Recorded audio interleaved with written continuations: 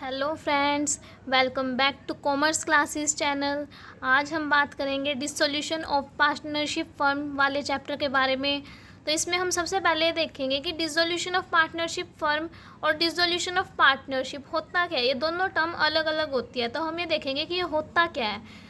तो इसमें ये बताया हुआ है कि इंडियन पार्टनरशिप एक्ट 1932 के अकॉर्डिंग डिसोल्यूशन ऑफ पार्टनरशिप का मतलब ये होता है कि हमारा जो है पुराना एग्रीमेंट जो ख़त्म हो जाता है और फर्म जो है वो दोबारा से बनती है। एक टाइप से फर्म का पुनर्निर्माण होता है, एक नया एग्रीमेंट एग्जिस्ट करता है। जो एक पार्टनर्स होते हैं ना, उनके बीच में एक नया एग्रीमेंट हो जाता है, वो तो होता है डिसोल्यूशन ऑफ पार्टनरशिप, यानी एग्रीमेंट का ख़त्म होकर एक नया एग्रीमेंट बन जाना। लेकिन फर्म तो वही कंटिन्यू रहती है, बिजनेस तो वही चलता रहता है। लेकिन जब हम दूसरी टर्म की बात करते हैं, डिसोल्यूशन ऑफ पार्टनरशिप फर्म, इसके अंदर क्या आता है कि फर्म एक बार के लिए बंद हो जाती है, फर्म का बिजनेस जो है बंद हो जाता है, बिजनेस बंद हो जाता है। और यहाँ पे क्या होता है, ऐसे फर्म की जो भी एसेट्स और लाइबिलिटीज़ होती है, जैसे कि एसेट्स को बेच दिया जाता है, उससे जो पैसा मिलता है उससे लाइबिलिटीज़ की पेमेंट कर दी जाती है। और जो पैसा फर्म के पास फिर भी बच जाता है सरप्लस में, उससे हम पार्टनर्स की कैपिटल पे कर देते हैं। उसके बाद पार्टनर्स का लोन, मतलब उसके बाद हम पार्टनर्स को पे ऑफ कर देते हैं, उनके जो भी अमाउंट हमें देनी होती है। तो अब हम देखेंगे डिसोल्यूशन ऑफ पार्टनरशिप कब होता है, किन सिचुएशंस में हम ये मानते हैं कि डिसोल्यूशन ऑफ पार्टनरशिप हुआ है, यानी कि एग्रीमेंट का डिसोल्यूशन किस सिचुएशन में हम मानते हैं। जब फर्म की प्रॉफिट शेयरिंग रेशियो चेंज हो जाती है, जो पार्टनर्स हैं उनके बीच में प्रॉफिट शेयरिंग रेशियो चेंज हो जाती है, इट मीन्स एग्रीमेंट चेंज हो गया उनके बीच का। नेक्स्ट सेकंड रहेगा जब एक नया पार्टनर फर्म के अंदर आता है, एक नया पार्टनर जब फर्म के अंदर आता है तब भी प्रॉफिट शेयरिंग रेशियो चेंज होती है, तो इट मीन्स वहाँ पे भी एग्रीमेंट चेंज हो जाता है। नेक्स्ट रहेगा कि जब एक पार्टनर रिटायर होकर चला जाता है फर्म से, तब भी प्रॉफिट शेयरिंग रेशियो चेंज हो जाती है, इट मीन्स एग्रीमेंट चेंज हो जाता है पार्टनर्स के बीच में।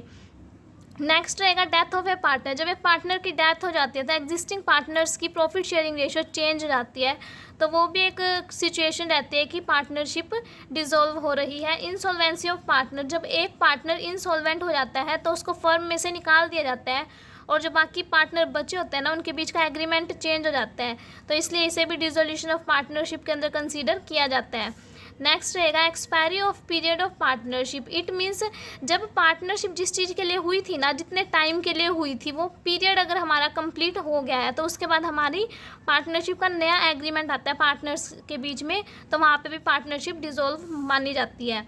नेक्स्ट रहेगा कि डिसोल्यूशन ऑफ पार्टनरशिप फर्म, यानी कि हमारी फर्म किन सिचुएशंस में बंद हुई मानी जाएगी।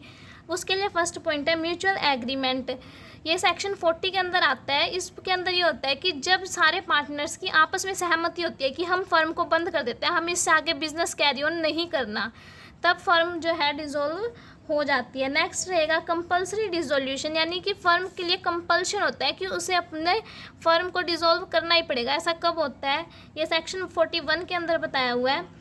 ऐसा तब होता है कि जब फर्म के सारे पार्टनर्स इंसॉल्वेंट हो गए तो फर्म को कंपल्सरी, उनके लिए ज़रूरी हो जाता है कि डिसॉल्व करना ही पड़ेगा, फर्म को बंद करना ही पड़ेगा।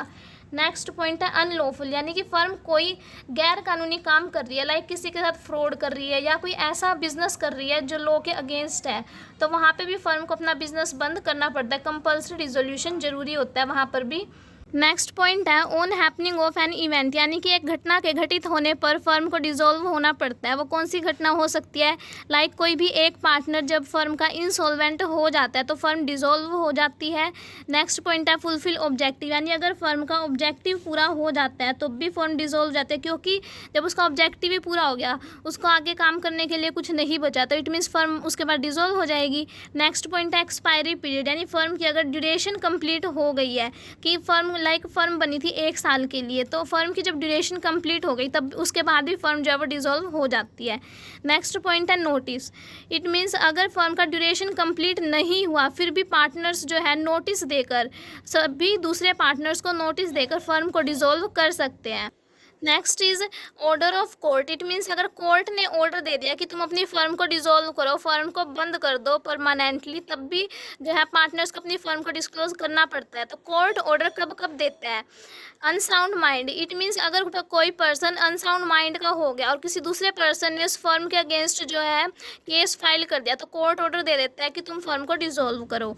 नेक्स्ट इज इनकैपेबल पार्टनर, कि अगर एक पार्टनर फर्म का इनकैपेबल हो गया यानी कि अयोग्य हो गया, वो काम नहीं कर सकता, और फर्म के अंदर 2 ही पार्टनर थे, जब एक इनकैपेबल हो गया तो फर्म कैसे चल सकती है? फर्म नहीं चल सकती, क्योंकि 2 पार्टनर से ही पार्टनरशिप होती है।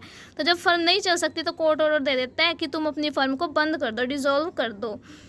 उसके बाद है मिसकंडक्ट। अगर कोई पार्टनर जो है मिसकंडक्ट करता है, गलत तरीके से बिजनेस को चला रहा है, तब भी कोर्ट ऑर्डर दे देता है कि तुम अपनी फर्म को बंद कर दो। Breach of agreement. अगर कोई पार्टनर जो है एग्रीमेंट की टर्म्स और कंडीशंस को पूरा नहीं कर रहा और कोई दूसरा पार्टनर उसके अगेंस्ट केस कर देता है, तब भी कोर्ट जो है वो ऑर्डर दे सकता है कि तुम अपनी फर्म को डिसॉल्व करो, ड्यू टू क्योंकि वो जो है एग्रीमेंट की कंडीशंस कोई पूरा नहीं कर रहे, जिस एग्रीमेंट की वजह से पार्टनरशिप हुई थी, तो तब भी कोर्ट ऑर्डर दे सकता है। नेक्स्ट इज ट्रांसफ़र इंटरेस्ट, यानी कि अगर एक पार्टनर अपने सारे इंटरेस्ट किसी दूसरे पार्टनर को, किसी दूसरे पर्सन को ट्रांसफ़र कर देता है और बाकी कोई दूसरा पार्टनर उसके अगेंस्ट केस कर देता है, तो कोर्ट ऑर्डर दे सकता है कि तुम अपनी फर्म को डिसॉल्व करो।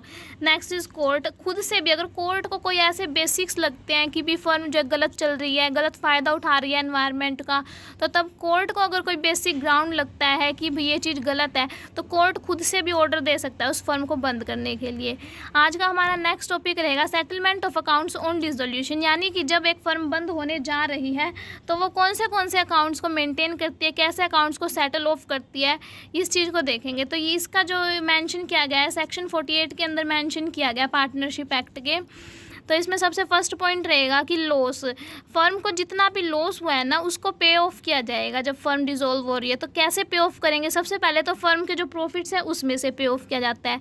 अगर फर्म के प्रॉफिट्स ख़त्म हो गए फिर भी हमारा कुछ लॉस बचा हुआ है, तो कैपिटल में से किया जाता है, पार्टनर्स की कैपिटल में से। नेक्स्ट, अगर फिर भी कुछ बच गया तो पार्टनर्स से पैसे लिए जाते हैं उनकी प्रॉफिट शेयरिंग रेशियो में, क्योंकि लॉस को तो हमें राइट ऑफ करना ही होता है। तो इस तरह से इस सीरीज़ में ही किया जाएगा। नेक्स्ट है सेकंड पॉइंट कि एसेट्स को सेल कर दिया हमने। अगर जब हम अपनी फर्म को बंद कर रहे हैं तो डेफिनेटली हम सारी एसेट्स को सेल करते हैं। अगर हमने एसेट्स को सेल कर दिया, उससे जो पैसा है उसको हम कहाँ कहाँ यूज़ करेंगे? सबसे पहले तो हम अपनी आउटसाइड डेट्स जो होते हैं उनको पे करेंगे, यानी जितना भी हमने उधार ले रखा है किसी थर्ड पार्टी से, लाइक क्रेडिटर्स से ले रखा है, बैंक से लोन ले रखा है, सबसे पहले तो उनको पे करते हैं। देन सेकंड हम क्या करेंगे, जो पार्टनर्स से लोन ले रखा है उसको पे ऑफ करेंगे। उसके बाद पार्टनर्स की कैपिटल वापस दे देंगे। उसके बाद भी अगर हमारे पास कुछ पैसे बचते हैं तो उसको पार्टनर्स के अंदर उनकी प्रॉफिट शेयरिंग रेशियो में डिवाइड कर दिया जाता है प्रॉफिट्स के रूप में। नेक्स्ट टॉपिक रहेगा payment of firms debts and private debts, यानी कि फर्म डेट्स क्या होती है और प्राइवेट डेट्स क्या होती है, उनकी पेमेंट की जाती है। इसके बाद ये सेक्शन 49 के अंदर है। तो सबसे पहले हम ये देखेंगे फर्म डेट्स होता क्या है। फर्म डेट्स यानी कि फर्म ने जो पैसा उधार ले रखा है वो तो होती है फर्म डेट्स, और प्राइवेट डेट्स मतलब कि जो पार्टनर्स ने उधार ले रखा है, प्राइवेट खुद से, उन्होंने खुद से ले रखा है, फर्म का कोई रोल नहीं है। तो इन दोनों को हम पे कैसे करेंगे? तो सबसे पहले एसेट्स। फर्म जब अपनी एसेट सेल कर देती है, अपनी प्रॉपर्टी सेल कर देती है, वहाँ से सबसे पहले फर्म की डेट्स को पे ऑफ किया जाएगा। उसके बाद अगर हमारे पास कुछ पैसा बचता है तो पार्टनर्स के जो डेट्स होते हैं उनको पे किया जाता है। और अगर किसी पार्टनर ने अपनी प्राइवेट प्रॉपर्टी सेल किया, वहाँ से जो पैसा आता है उसमें से सबसे पहले प्राइवेट डेट्स को पे ऑफ किया जाता है, उसके बाद फर्म डेट्स को पे ऑफ किया जाता है। यानी कि जिसका पैसा है पहले वो ही अपने उधार चुकाएगा, उसके बाद ही किसी दूसरे को देगा ना, वो चीज़ है यहाँ पे। देन नेक्स्ट टॉपिक रहेगा accounting procedure on dissolution of firm, कि जब फर्म बंद होने जा रही है तो हम कौन से अकाउंट्स को मेंटेन करेंगे, वो चीज़ आ जाती है। सबसे पहले हम रियलाइजेशन अकाउंट को मेंटेन करते हैं। Then next partners loan account को, पार्टनर्स कैपिटल अकाउंट, कैश और बैंक अकाउंट। तो सबसे पहले देखते हैं कि रियलाइजेशन अकाउंट में हम क्या चीज़ एंटर करते हैं, क्या कैसे होता है। तो सबसे पहले है कि रियलाइजेशन अकाउंट हम इसलिए बनाते हैं क्योंकि हम जो भी एसेट्स को सेल करते हैं उससे जो पैसे आते हैं वो लाइबिलिटीज़ पे करते हैं उससे। तो इन दोनों चीज़ों को मेंशन करने के लिए, इनका रिकॉर्ड करने के लिए हम रियलाइजेशन अकाउंट को मेंटेन करते हैं। और रियलाइजेशन अकाउंट जो है वो नॉमिनल अकाउंट होता है, यानी कि यहाँ पे रूल फॉलो किया जाएगा, debit all the expenses and losses, credit all the income and gain. ये हमें सारे प्रॉफिट्स और लॉस शो कर देगा कि एसेट्स को बेचने से हमें कितना फ़ायदा हुआ, कितना नुकसान हुआ, और उसमें से हमने कितनी लाइबिलिटीज़ को पे ऑफ किया। ये सब चीज़ें हमें रियलाइजेशन अकाउंट से पता चलती है। इसके बाद हमारे पास क्वेश्चन आता है कि हम रियलाइजेशन अकाउंट में एंट्रीज कैसे करेंगे। तो फर्स्ट है फॉर क्लोजिंग एसेट्स अकाउंट। सबसे पहले हम एसेट्स अकाउंट को क्लोज करते हैं। नॉर्मली देखें तो एसेट्स का डेबिट बैलेंस होता है, लेकिन जब हम उसके अकाउंट्स को क्लोज करने जा रहे हैं तो एसेट्स का क्रेडिट बैलेंस हो जाएगा और रियलाइजेशन अकाउंट को डेबिट कर देंगे। तो एंट्री होगी realisation account debit to sundry assets account. Then narration लिख देंगे assets transferred at book values पे ट्रांसफ़र होंगी यहाँ पे एसेट्स। तो जब हम इस एंट्री को करते हैं, रियलाइजेशन अकाउंट में एसेट्स को ट्रांसफ़र करते हैं, तो हमें क्या क्या पॉइंट्स ध्यान रखने होते हैं वो चीज़ देख लेते हैं। तो सबसे पहले हमें ये ध्यान रखना होता है कि जो एसेट्स कैश में कन्वर्ट हो सकती है ना, सिर्फ वही एसेट्स रियलाइजेशन अकाउंट में ट्रांसफ़र होएगी और कोई एसेट्स नहीं होएगी। लाइक जो फिक्टिशियस एसेट्स होती है, जैसे कि वो एसेट्स जो कैश में कन्वर्ट नहीं हो सकती, जैसे एडवर्टीज़मेंट सस्पेंस अकाउंट हो गया। एडवर्टीज़मेंट का मतलब डेफर्ड एडवर्टीज़मेंट एक्सपेंडिचर हो गया, वो हम उसको कैश में कन्वर्ट नहीं कर सकते कि जो हमने एडवर्टीज़मेंट पे खर्चा कर दिया ना, उसको हम कैश में कन्वर्ट नहीं कर सकते, इसलिए वो रियलाइजेशन अकाउंट में एंटर नहीं किया जाएगा। तो इसके लिए एंट्री होएगी partners capital account debit to profit and loss account to deferred revenue expenditure account, कि loss transfer to partners capital account. ये इसकी नरेशन हो जाएगी कि जितना भी लॉस हुआ है ना उसको हमने पार्टनर्स के कैपिटल अकाउंट में ट्रांसफ़र कर दिया। सेकंड पॉइंट आता है इसमें कि अगर हमने कोई प्रोविज़न मेंटेन कर रखा है एसेट्स के ऊपर, तो हम क्या करेंगे, उसमें हम ये करेंगे कि जो एसेट्स है ना उसको ट्रांसफ़र कर दिया जाएगा रियलाइजेशन अकाउंट में, और जो प्रोविज़न हमने बना रखा है ना उसको रियलाइजेशन अकाउंट के क्रेडिट साइड में हम एंटर कर देंगे। तो इसके लिए हम क्या करेंगे, एक एग्जांपल देखते हैं कि जैसे हमें डेटर्स दे रखा है। डेटर्स क्या होता है, हमारी एसेट्स होती है। अगर हमें डेटर्स दे रखा है 50,000 रुपये के और डेटर्स पे हमने प्रोविज़न बना रखा है 4,000 रुपये का, तो इसके लिए हम क्या एंट्री करेंगे, realisation account debit to debtors account. ये तो बुक वैल्यू एंटर कर दी जाएगी यहाँ पे। तो देन जो हमने प्रोविज़न बना रखा है उसकी एंट्री आएगी provision for doubtful debts account debit to realisation account. यहाँ पे 4,000 रुपये डाल दिए जाएंगे रियलाइजेशन अकाउंट में, उसके क्रेडिट साइड में डाले जाएंगे। तो यहाँ पे 4,000 रुपये का जो हमने प्रोविज़न बनाया था वो एंटर हो जाएगा। देन थर्ड पॉइंट रहेगा कैश और बैंक का जो भी बैलेंस होता है वो रियलाइजेशन अकाउंट में ट्रांसफ़र नहीं किया जाता, और जो एसेट्स होती है वो उनकी बुक वैल्यूज़ पर ट्रांसफ़र की जाती है रियलाइजेशन अकाउंट में। ये तो था अभी तक एसेट्स का क्या ट्रीटमेंट करेंगे रियलाइजेशन अकाउंट में। अब हम आगे देखेंगे कि लाइबिलिटीज़ का अकाउंट हम कैसे क्लोज करेंगे रियलाइजेशन अकाउंट में। तो उसके लिए हम नॉर्मली देखें तो लाइबिलिटीज़ का क्रेडिट बैलेंस होता है, लेकिन जब हम अकाउंट को क्लोज करने जा रहे हैं तो लाइबिलिटीज़ का डेबिट बैलेंस हो जाएगा, इसलिए एंट्री होएगी sundry liabilities account debit to realisation account. Then narration लिख देंगे कि liabilities transfer to realisation account. इसमें हमें कौन सी बातें ध्यान रखनी होती है।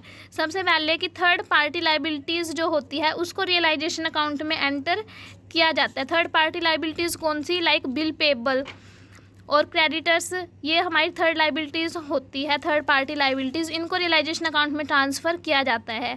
सेकंड पॉइंट है पार्टनर्स लोन अकाउंट। पार्टनर्स तो फर्म के ही होता है, वो थर्ड पार्टी तो होती नहीं, तो उनसे जो लोन ले रखा है ना वो रियलाइजेशन अकाउंट में ट्रांसफ़र नहीं किया जाता, क्योंकि पार्टनर्स का लोन अकाउंट अलग से मेंटेन किया जाता है, और पार्टनर्स के लोन को ना आउटसाइड पार्टी के जो सारे उधार होते हैं ना उनको पे करने के बाद ही हम पार्टनर्स को देते हैं, इसलिए इसको रियलाइजेशन में एंटर नहीं करेंगे। देन नेक्स्ट है अनडिस्ट्रीब्यूटेड प्रॉफिट्स। जो फर्म के प्रॉफिट्स होते हैं अभी तक बांटे नहीं पार्टनर्स ने, उसको भी रियलाइजेशन अकाउंट में ट्रांसफ़र नहीं किया जाता। इसकी एंट्री की जाती है general reserve account debit, reserve fund account debit, profit and loss account debit, workman compensation reserve account debit to partners capital account. यहाँ पे पार्टनर्स को प्रॉफिट होता है इसलिए उनका अकाउंट क्रेडिट हुआ है। देन नेक्स्ट हमारा आज का लास्ट टॉपिक रहेगा वर्कमैन कंपनसेशन रिजर्व। ये क्या होता है, इसकी क्या एंट्रीज होएगी, इसकी वीडियो आपको डिस्क्रिप्शन में मिल जाएगी, क्योंकि ये टॉपिक मैं पहले ही डिस्कस कर चुकी हूँ। तो थैंक यू गाइस ये वीडियो कंप्लीट देखने के लिए। आई होप आपको ये वीडियो पसंद आई होगी। अगर वीडियो पसंद आई हो तो वीडियो को लाइक कर देना, चैनल पर नए हो तो चैनल को सब्सक्राइब कर लेना।